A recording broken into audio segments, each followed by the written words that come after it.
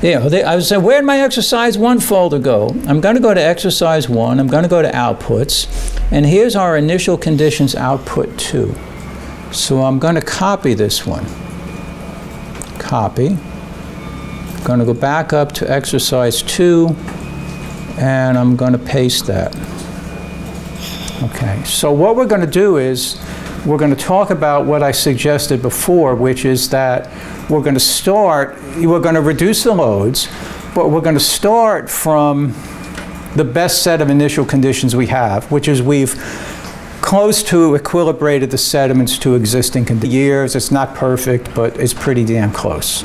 So, we need to create an outputs folder.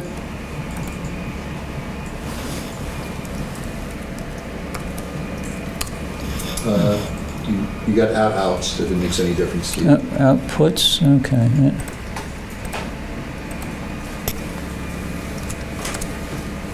Outputs, okay. So, people who are trying to follow are with me, right? Okay, let's see nods, you know, come on, okay. You copied output, initial conditions output from exercise 1 to exercise 2, is that right? Yeah. So what we did was, remember when we looped it, we called the output OPT2. Yes. So you want to take that OPT2 and copy it over to the exercise 2 folder. Wave? Okay, smile, that's just as good. Okay, so let's open up the control file.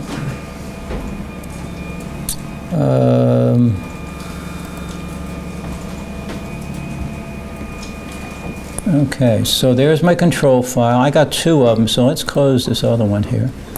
Once again, we're going to want to run for 10 years. So I'm going to change this. Whoops, don't do that, Carl. Oh, I hate myself. All right. So we're going to, we make time end 3650. We're going to run for 10 years. Line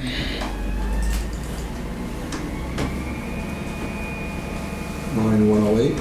Excuse me? What line 108? Is it 108? Boy, you got a good memory. I'm glad you reminded me. The initial conditions input control, we're not going to start from uniform, we're going to start from binary. So we're going to backspace over that one, and we're going to make it binary. We did that. We're going to go down, down, down, down, down. So the initial conditions input file is now, it's in our home directory, if I'm correct. Yep. So it's going to be here, WQM underscore ICO dot OPT2. I think that's what we called it. Okay. Everybody, do I get the smile? Or, you know? Okay. We want to reduce the loads by 40%. There's 2 ways we do this. One is we get Gopal to run the watershed model with a 40% nutrient reduction. Fast and dirty, which is what we're interested in today. On line 123, 124, you see this thing called nutrient reduction. And what this is this is a multiplier. This will multiply loads by that number. So here you see right now it's 1.0 all the way across. So it's multiplying the loads by 1, so it's the raw input loads. What we want to do is take this RED S1N and make it 0.6.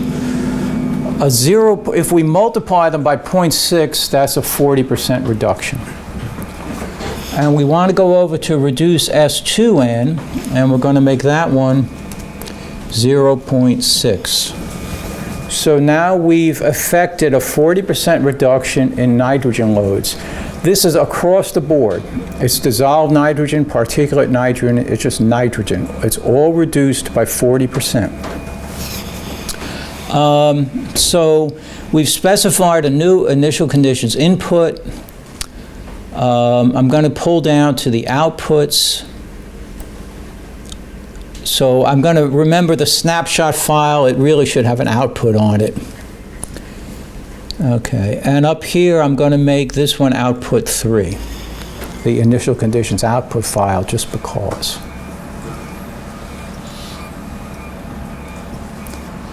If there are questions, comments you haven't followed, that's fine. We'll wait a moment, you know.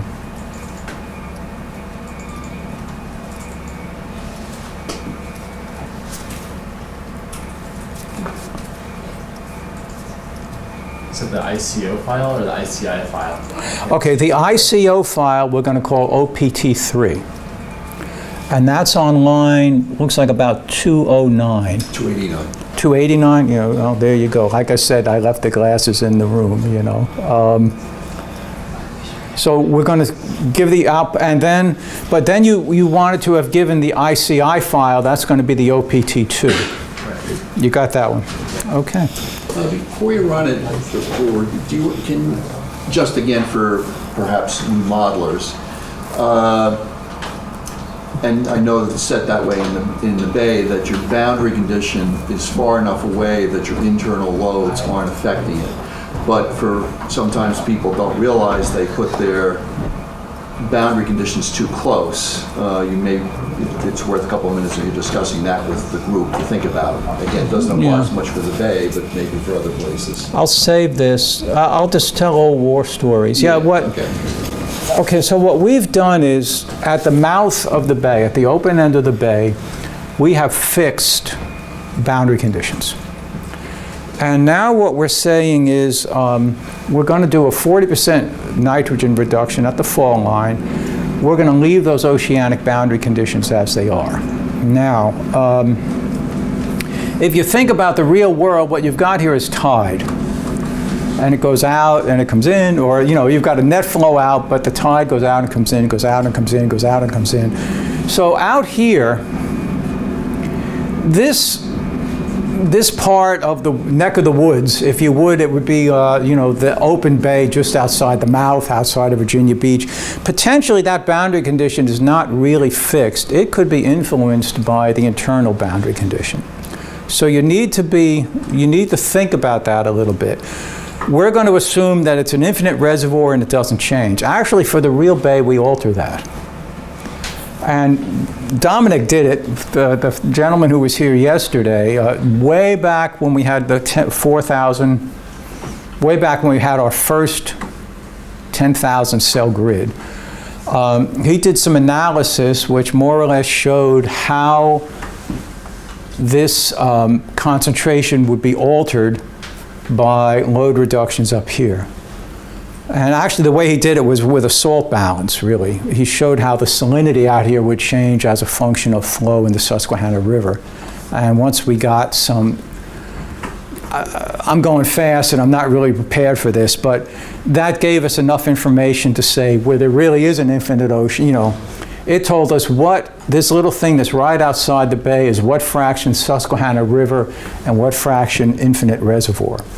So we have the ability, given the nutrient reduction affected here, we actually have the ability to make small adjustments in that boundary condition, and we do so. Has that been written up? Probably. All right, so we brought that up in any event. Also, I think we've done some adjustments. For example, there are atmospheric loads to the coastal ocean, atmospheric nutrient loads, and at least under the previous administration, we plan to reduce those loads.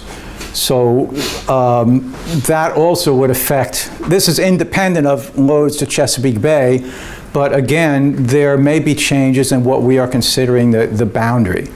And the Bay program has details on that. I won't go into it. But for the sake of mentioning it, as Jim says, this immediate vicinity of our open boundary is to some extent influenced by loads from the Susquehanna, and it's also for people who are really doing the management scenarios, it's potentially influenced by other factors as well. Magnitude of the influence? Small.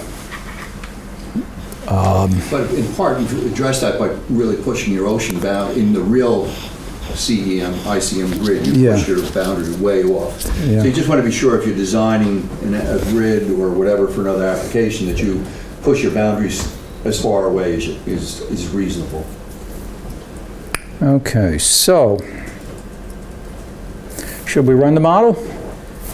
Okay, so we want to get on our WQM icon and double click it, and by George, away we go.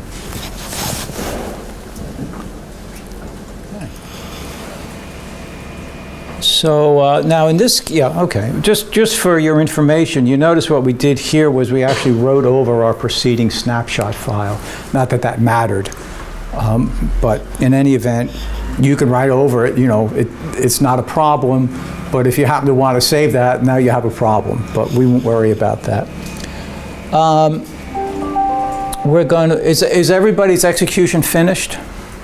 Okay. So let's do the read snap. We're going to double click on that one, and it's going to ask me what variable.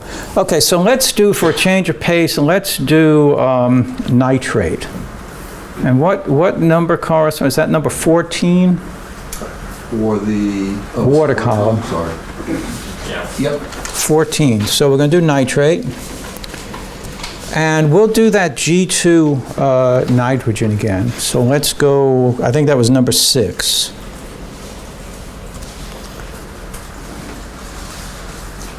Okay, so let's go to Excel, File, Open. All right, well. That's exercise 1, Carl. Yeah, I need to go to exercise. That's Okay. just a quick way to get to exercise 2. Not a problem. Okay, so now we are, we're opening up those outputs. We'll look at the water column.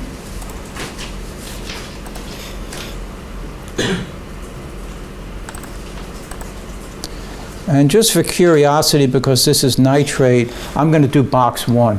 Box 1 is right here by the Susquehanna River. I'm sorry, did you do the reads for the read files? Yeah, You did reads, all I right. hope I did. But we can actually, all right, we can check that. The reads have got the date of 3/13 at 2 p.m. Exactly, sorry. Okay. By all means, if you think, I'm glad to have 4 sets of eyes, 6 sets, whatever, you know, whatever it takes on what we're doing here.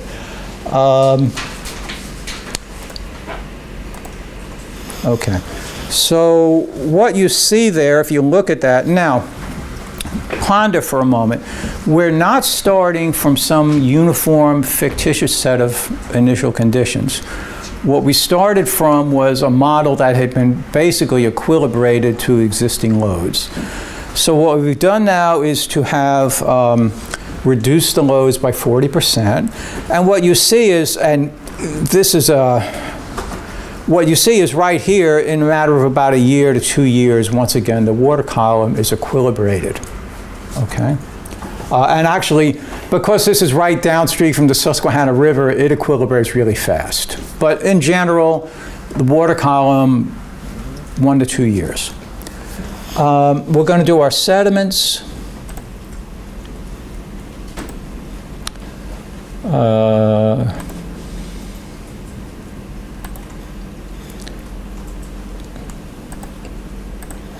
And just for the sake of argument, let's do box 1 again.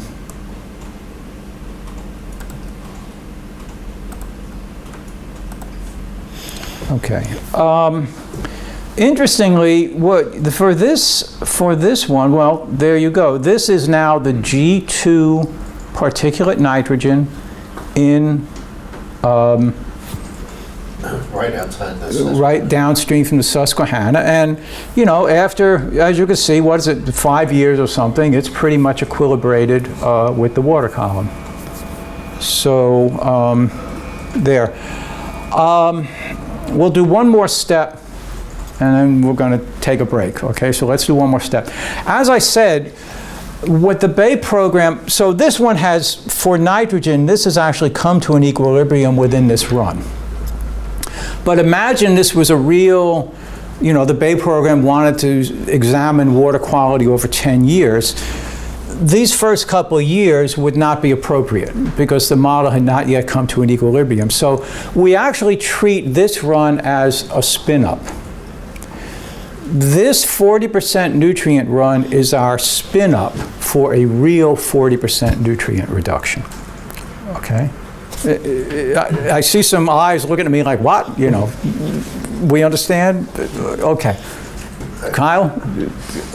Smile? Okay, good. People understand. But in reality,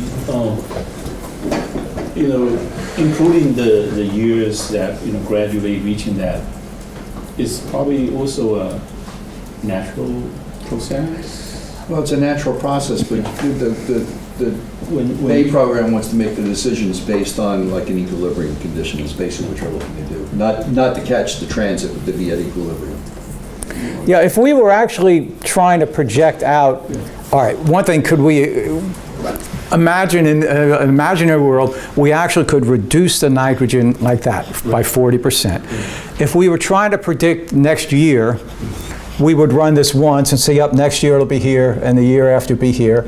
But for scenario purposes, we're really interested in what you will get. Yeah. Okay. Yeah, sometimes my client asks me, how long will it achieve? Yeah. If you wanted to know how long, Then I need to run that. there you go. That's right. Just to expand on that, and this is deep background, but in the Chesapeake Bay program, we have living resource-based water quality standards, and they would be dissolved oxygen in the deep channel or deep water, or clarity and SAV in the shallows. And for those water quality standards, we're interested in achieving the standards. We don't care about reducing nitrogen or phosphorus. That's just a means to an end. So we run it to equilibrium to ensure that we're achieving standards.